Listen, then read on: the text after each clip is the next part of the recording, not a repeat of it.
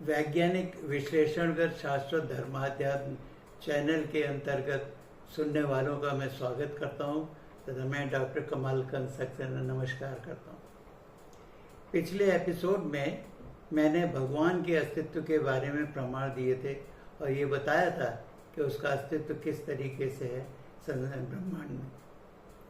आज मैं जीवों के बारे में बताऊंगा कि जीवों को किस तरीके से अस्तित्व मिला और उन जीवों में हमारी योनि को मनुष्य क्यों कहा गया। आइए स्टार्ट करते हैं। मैंने पिछले एपिसोड में बताया था कि रचनाकार ब्रह्म ने दो तरह की सृष्टियां रची। पहली प्रकृति जो जड़ सृष्टि कहलाती है, दूसरी आत्मा जो चेतन सृष्टि कहलाती है। जब दो सृष्टियां उसके द्वारा खुद रची गई हैं तो दोनों के ऊपर उसका अधिकार है वो कैसे उसको उनका उपयोग करे।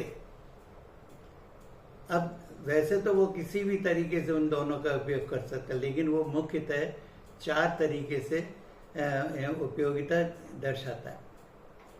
पहला है कि आत्मा प्रकृति और आत्मा दोनों सृष्टि को इतना आत्मसात करके प्रकट किया है ब्रह्मांड में, जैसे कि पति पत्नी आत्मसात होते हैं। मतलब उनको अलग देख पाना मुश्किल होता है। तभी तो भूल से लोग कभी कभी ब्रह्मांड में हलचल जो देखते हैं उसको कह जाते हैं कि प्रकृति का नियम है, जबकि कभी प्रकृति नियम बनाती नहीं, प्रकृति सिद्धांत पे चलती। नियम की कोई और बनाता है, प्रकृति सिद्धांत पे चलती। लेकिन दिखाई इसी तरीके से पड़ता है ये सब काम प्रकृति कर रही है। इसी तरीके से दूसरी दशा होती जो भी वो कर सकता है, वो होता है कि प्रकृति और आत्मा सृष्टि को योग के साथ पैदा करे, आत्मसात करके नहीं, योग के साथ। अब ये जब तक दोनों का प्रकृति और आत्मा का योग रहता है तब तक वो अपने जीवन के सारे काम करता है। इस योग क्रिया के साथ उसने जीवों की रचना की। जीवों में शरीर प्रकृति तत्व है और आत्मा उसका जैविक तत्व है जो योग के साथ जिंदगी भर रहता है। जिस दिन ये योग खत्म हो जाता है जीव की मृत्यु हो जाती है। ये मृत्यु जीव की होती, न कि आत्मा की, न शरीर की। क्यों? शरीर प्रकृति तत्व प्रकृति में मिल जाता है, आत्मा तत्व आत्मा सृष्टि में मिल जाती है। लेकिन वहां भी ये अलग रहती। कैसे रहती है मैं उस समय बताऊंगा आपको। अब जीवों की तीसरी दशा होती है कि वो चाहे तो आत्मा को शरीर के हवाले करके दे सकते हैं, यानी शरीर को आत्मा मालिक बना के आत्मा को उसका दास बना सकता है। और चौथी चीज होती है कि वो ये भी कर सकता है कि शरीर को आत्मा का दास बना दे, यानी आत्मा को शरीर के ऊपर अधिकार दे दे राज करने का। तो इस तरीके से वो चार तरीके से उपयोगिता में ला सकता। लेकिन अब पहली उपयोगिता तो मैंने बता दी आपको। प्रकृति में जब ब्रह्मांड में जब उसने सृष्टियां रची तब उसने दोनों को आत्मसात करके ही प्रदर्शित किया। अब दूसरी सृष्टि में उसने जो योग के साथ पैदा किया उन्हें जीव योनि कहते हैं। अब जीव में भी उसने पहले जीवों को बनाया, उसके बाद उसने हमारी योनि को उसमें मनुष्य इसलिए कहा गया कि हमारी योनि को मनुष्य इसलिए कहा गया क्योंकि मनुष्य माना होता है मन रखने वाला। मन रखने वाला मनुष्य, जैसे दृश्य दिखाई पड़ने वाला, शिष्य शिक्षा ग्रहण करने वाला, इसी तरीके से मनुष्य माना होता है मन रखने वाला। मन क्या है? मन आकर्षण का गुण है। आकर्षण गुण इसीलिए तो जब मनुष्य किसी बगीचे में जाता है तो वहाँ की सुंदरता से आकर्षित होता है, तो वो एंजॉय करना चाहता है, वहाँ मनोरंजित करना चाहता है और उसमें बैठ करके वहाँ का आनंद लेता है। लेकिन उसी बगीचे में अगर कोई जानवर चला जाए तो वो उसके पास मन नहीं होता, इसलिए वो उजाड़ देता है। हम लोगों के पास मन होता है, इसीलिए हम लोग मनुष्य जब मकान बनाता है तो अपने मन के अनुरूप आकर्षक मकान बनाता है। और सबके मन अलग अलग होते हैं तो सबकी स्ट्रक्चर मकानों के अलग हो जाते हैं। हर व्यक्ति के अलग होते हैं क्योंकि हर व्यक्ति अपने मन की इच्छा अनुसार, अपने मन के आकर्षण के अनुसार बनाता है। लेकिन जानवरों के मकान क्या होते हैं? उनकी जो बुद्धि में दिया हुआ है कि एक ही इस तरीके से बनाना है, तो सब के सब एक ही तरह के मकान बनाते हैं। जैसे बया का घोंसला देख ली, सबका एक सा दिखेगा, कोई नया आकर्षण उसमें नहीं दिखेगा। मन चूंकि आकर्षण का गुण है, इसीलिए इसको अंग्रेजी में माइंड कहा गया। MIND, mania increasing to natural deeds, प्राकृतिक तत्वों की तरफ बढ़ता हुआ जुनून, यानी कि आकर्षण। इसीलिए तो इंग्लिश में मनुष्य को मैन कहा गया। MAN, mind attaining in nature, जिसके स्वभाव में मन प्राप्त है, या मनुष्य मन रखने वाला। दोनों का एक साथ है ना। इसीलिए दूसरी योनि को जानवर कहा गया। जानवरित है जिन्हें मात्र जीने के लिए, वरित माने प्राप्त, है ना। जैसे स्वयंवर, स्वयं प्राप्त करना, उसी तरह जानवर का मतलब होता है जान प्राप्त करना मात्र जीने के लिए। उनके पास मन नहीं होता, इसीलिए तो इंग्लिश में उनको एनिमल कहा गया। ANIMAL, animal. Animal attaining neutral identity of mind to accommodate life. इसका भी अर्थ वही, जब इंग्लिश में हो, हिंदी में हो, भाषा कोई भी हो, जब अर्थ वैसा ही मिलता है जैसा सबके अंदर कॉमन है, तब वही सत्य कहलाता है। अब प्रश्न ये आता है कि हम लोगों को या जीवों को गुण उसने क्या दिए। सबसे पहला गुण है बुद्धि। बुद्धि उसने केवल जीवों को ही नहीं, संसार में जितने भी अस्तित्व हैं सबको बुद्धि दी। बुद्धि का मतलब होता है बोध युक्त। जब अस्तित्व किसी गुण के साथ दिया जाता है, गुण का बोध करा के दिया जाता है, जिसे उसे सीखना नहीं है, उसके बुद्धि में है तो वो अपने आप करने लगेगा, उसे बुद्धि कहते हैं। यानी इसीलिए बुद्धि माने होता है बोध युक्त। अस्तित्व जो बोध युक्त मिला उसको बुद्धि कहते हैं। इसीलिए इंग्लिश में इसको विजडम कहते हैं। WISDOM। Wisdom means wiseful impression of saga discipline outright in memory. इसीलिए बुद्धि में जो भी गुण दिए जाते हैं उसे जीव को सीखना नहीं पड़ता, वो ऑटोमेटिकली अपने आप करने लगता है। जैसे जीवन के जो भी चीजें हैं, भोग संभोग जितनी भी चीजें होती हैं, वो सब अपने आप होती रहती हैं। और दूसरी चीज है, एक मैंने आपको मन बताया, और दूसरी चीज है कि मन। मैंने बताया कि मन चूंकि हम लोगों को प्राप्त है, मनुष्य इसीलिए कहलाते हैं हम लोग। तो मन जो कि आकर्षण गुण है, जब किसी पे आकर्षित होता है तो व्यक्ति को उससे लगाव हो जाता है, प्यार हो जाता है। जब मन जिस पर आता है, उसी मन आने की क्रिया को ही प्यार करना कहते हैं। ये मनुष्य योनि को प्राप्त है, इसलिए प्यार के संबंध मनुष्य के साथ ही। प्यार शब्द खुद दो शब्दों का संधि शब्द है, पश्य और यार। पश्य माने देखना, यार माने अपनापन। किसी को अपनेपन से देखना, अपनेपन से देखना प्यार कहलाता है। जब आप किसी को अपनेपन से देखते हैं तो उसके अंदर बहुमुखी प्रतिमा है, मतलब अच्छी अच्छी बातें ही सोचते हैं, खामियां नहीं देख पाते, बहुमुखी अच्छाएं देखते हैं। और बहुमुखी अच्छाइयों को वर्सेटाइल कहते हैं। इसीलिए इंग्लिश में प्यार को लव कहा गया, LOVE, look one with versatile eye. अब मनुष्य का जिस पे आकर्षण हो जाता है तो उसको पाने का उसके अंदर एक आवेग पैदा होता है। इसी आवेग को इच्छा कहते हैं। इच्छा संस्कृत का शब्द है इति आच्छादित, जिस पर मन आच्छादित हुआ, तभी तो उसको पाने का वेग उमड़ा, आवेग उमड़ा। इसीलिए इंग्लिश में इसको डिजायर कहते हैं, DESIRE, development of emotional senses in outright in development of emotional senses in outright, एक मिनट, जैसा development of emotional senses in order to recover effectively। अब जब अपने इमोशन को पाने के लिए जो क्रिया करता है तो उसमें अपने आप के अपने ब्रेन को व्यस्त करता है, ताकि उसको कैसे पाना है उसके लिए ब्रेन का इस्तेमाल करता है। और ब्रेन के इस इस्तेमाल करने को ही व्यसन कहते हैं। व्यसन माने व्यस्त करना, इसीलिए इंग्लिश में व्यसन को बिजी कहा जाता है, BUSY। Busy means brain use for service yearly. Yearly means उत्तेजना के साथ। अब प्यार यदि दोनों तरफ से एक सा हो, दोनों तरफ से मनुष्य है, तो चूंकि दोनों तरफ से प्यार होता है, इसको प्यारमय स्थिति कहते हैं, जिसको प्रेम भी कहा जाता है।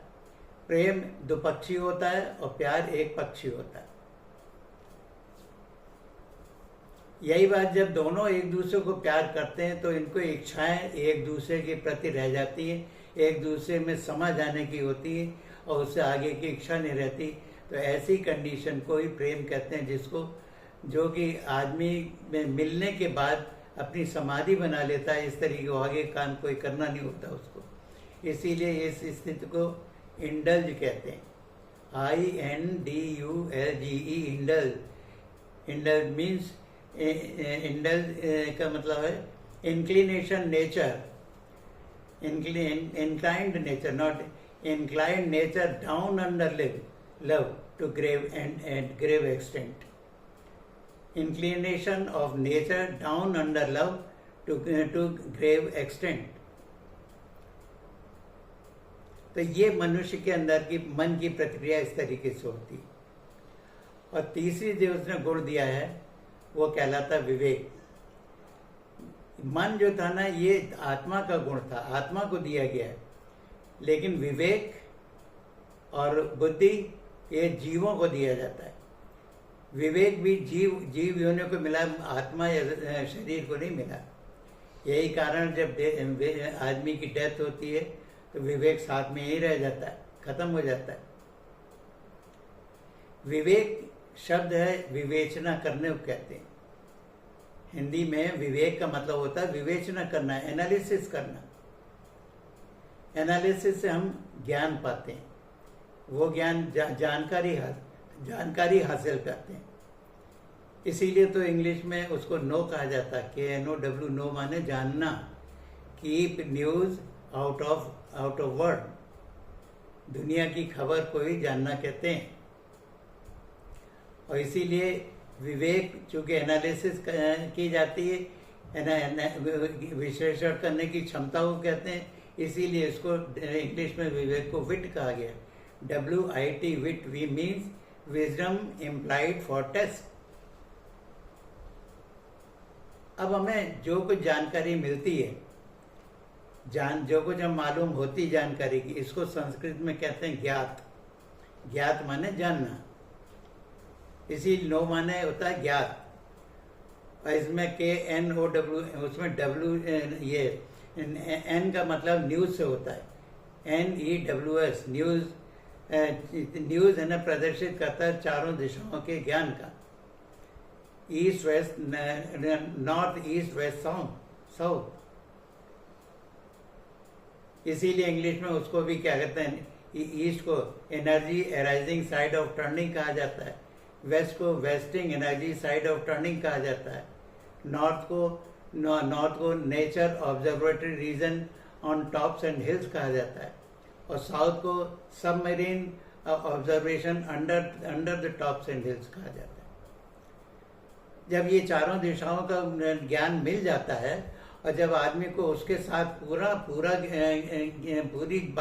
पूरी खबर मालूम हो जाती है, तो इसको ज्ञान कहते हैं। ज्ञान ज्ञात का सामूहिक शब्द है, इसीलिए उसके संग पहले नो होता, फिर उसमें नॉलेज जुड़ जाता है, LEDGE।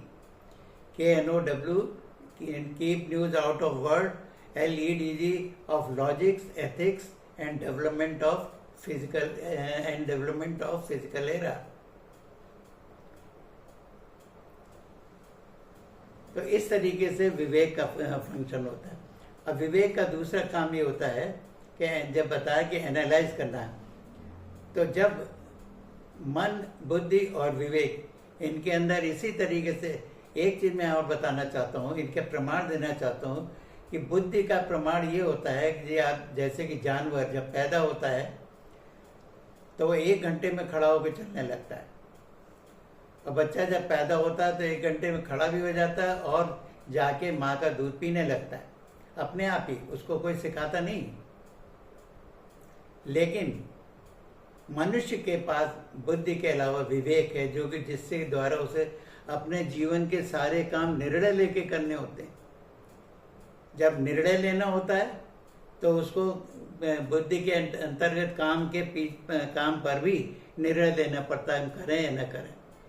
फिर 2 बातें आ जाती है, बुद्धि होती है वो कहती है ये काम अच्छा है बुरा है, और मन कहता है, मन जिधर आकर्षित हो गया उसे पाने के लिए चल जाता है।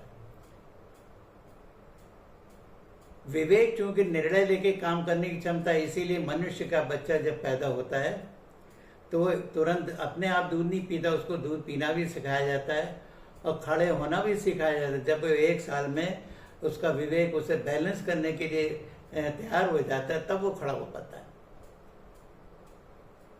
लेकिन बुद्धि के क्षेत्र में जानवर को ऐसा नहीं करना पड़ता, जीवों को अपने आप दूध पीने लगते हैं। आप देखिए कंगारू का जब बच्चा पैदा होता है तो उसको बुद्धि में लिखा रहता है वो कैसे माँ की थैली में जो स्तन है वहां पे जाके दूध पिए, तो पहले वहां तक जाता है और उसके बाद दूध पीता है। ये तो बिना बुद्धि के नहीं हो सकता।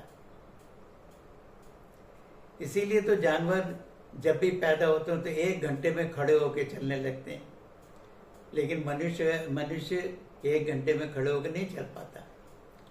अब यहाँ पे ये बताते हैं कि बुद्धि, मन और विवेक, ये तीनों का आपस में समन्वय क्या है।